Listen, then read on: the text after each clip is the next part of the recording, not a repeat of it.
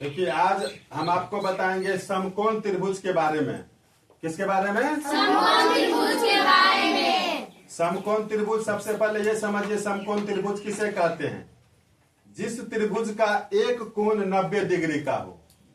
90 degree कब होता है? जब सीधा होता है, यानी दोपहर के समय में सूरज आपके माथा पे होता है ना, उस समय में सूरज 90 डिग्री का कोण बनाता है। आप लोग चांद देखते हो? आप लोगों के औजार बॉक्स में चांद रहता है। चांद ऐसे बना रहता है, ऐसे रहता है ना, और यहाँ लिखा रहता है 90 डिग्री। ये 90 डिग्री, तो ये हो गया 90 डिग्री। सीधा रहेगा तो समझ आना ये है 90 डिग्री।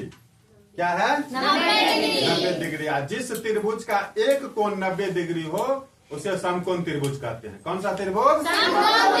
समकोण त्रिभुज। देखिए समकोण त्रिभुज में ये हो गया कर्ण। क्या हो गया? ये कर्ण। जो बड़ी भुजा होता है, बड़ा भुजा, उसे कर्ण कहते हैं। क्या कहते हैं? कर्ण। और नीचे वाले को आधार कहा जाता है। क्या कहा जाता है? आधार। और जो ये ऐसे खड़ा है उसको लंब कहा जाता है। लंब कहा जाता है। तो ये कौन सा त्रिभुज है? समकोण त्रिभुज। कौन सा त्रिभुज? समकोण त्रिभुज। देखिए समकोण त्रिभुज में कभी क्या होगा, दो भुजा दिया रहेगा तो एक भुजा आपको निकालना पड़ेगा।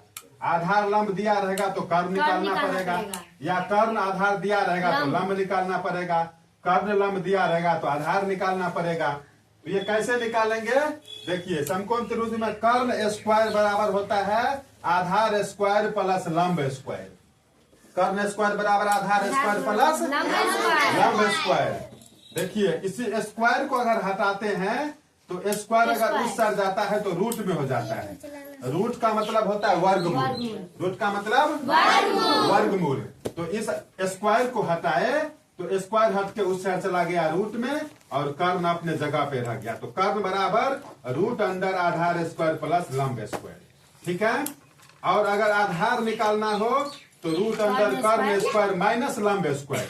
अगर लंब निकालना हो तो रूट अंडर कर्ण स्क्वायर माइनस आधार स्क्वायर। अगर आपके पास ये दो दिया रहेगा तो आराम से ये निकाल सकते हो।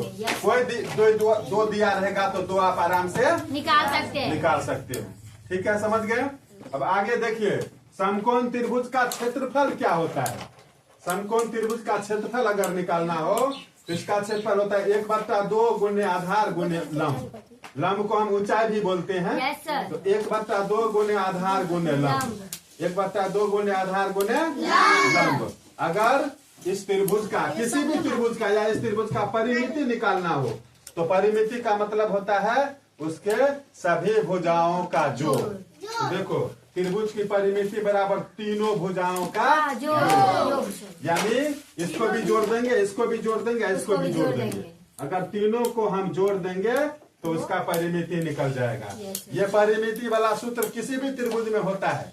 कोई भी त्रिभुज हो या चतुर्भुज भी हो तो उसके सभी भुजाओं को अगर हम जोड़ देते हैं तो परिमिति निकल जाता है। क्या निकलता है? परिमिति। समझ गए क्या होता है परिमिति? तो ये समकोण त्रिभुज का डिटेल्स है, आप लोग नोट कीजिए, फिर हम आगे बताएंगे। सर एच का मतलब क्या होता है? एच का मतलब